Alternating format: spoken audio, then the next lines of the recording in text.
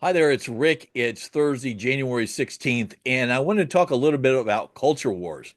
I wrote a piece, I don't know, about 18 months ago when Disney was going back and forth with the state of Florida. Bob Iger came back to Disney, said, look, you can't ignore the culture wars, all right? I understand the attitude of executives to say, look, we don't want to pick fights with our audience or half of our audience. We don't want to get into pissing matches with conservative governors or conservative legislators. Let's just not be political, just do what we do, and everyone's going to be happy. Go figure, not everyone's going to be happy. Part of the issue is that, look, for these people who are or culture warriors who are out there saying, we don't want diverse characters. We don't want you to talk about non-traditional marriages of any sort. We don't want a Snow White that's not white. All right.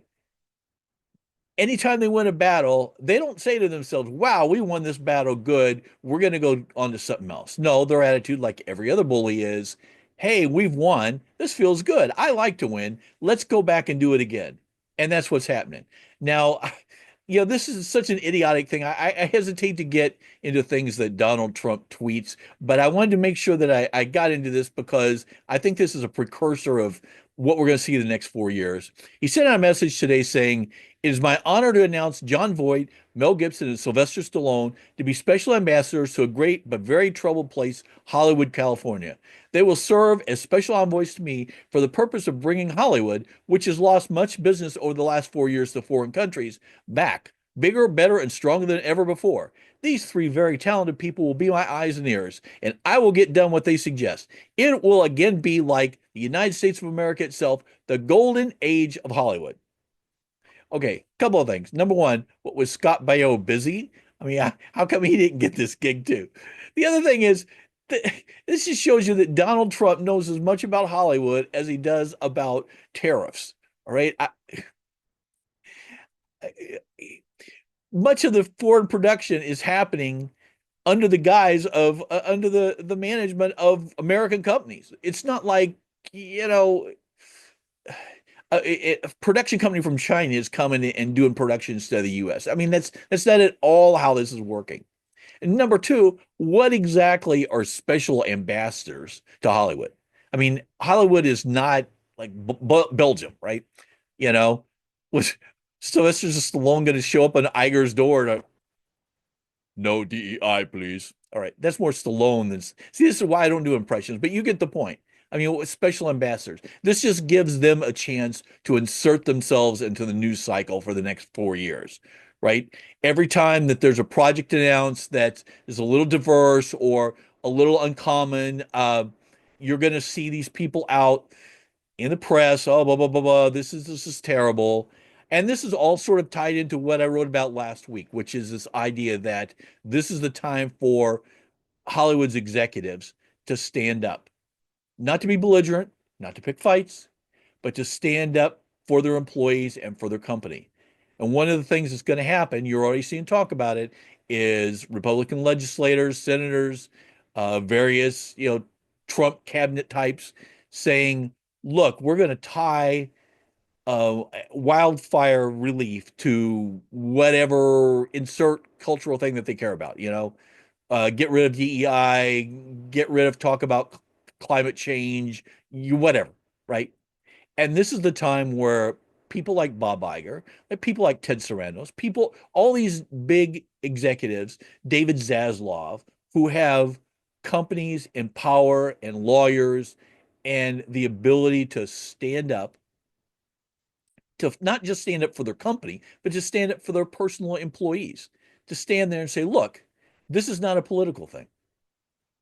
Telling someone who just lost their house in Altadena that we can't give you money to help you rebuild because a state legislator in Sacramento has decided that they are supportive of DEI.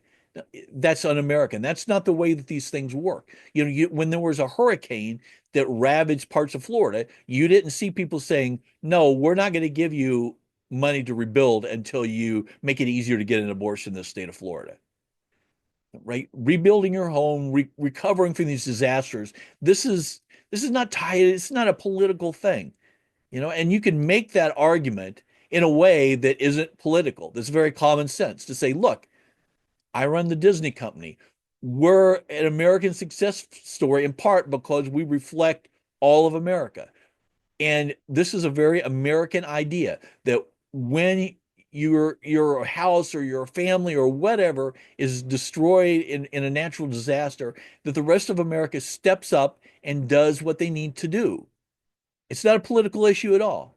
And that point can be made in a way that's non-confrontational. And my fear is that you're going to see these executives stay quiet just to roll over. And what's going to happen when they do, then the people are still going to keep coming for them. There's going to be something else that the people don't like. Oh, we don't want this merger to go through because we don't like what X did, right? We're going to take away this tax break. There are ways that the government could step in and essentially make those incentive production credits worthless. There are ways to do it pretty easily. And imagine Hollywood. You think Hollywood's having a tough time now?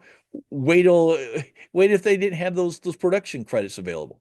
I mean, there are all sorts of things that the Trump administration can do to Hollywood if they want to, if they feel like they can, because they feel that Hollywood is a punching bag, right? And that part of that's Hollywood's fault. While they say, "Oh, look, most of the people who work in the industry are not celebrities, they're not making tons of money," they've never really made a point of reminding people in the rest of America that on a regular basis. So most people do think of, "Oh, you live in Hollywood, you're rich, blah blah blah," all those stereotypes.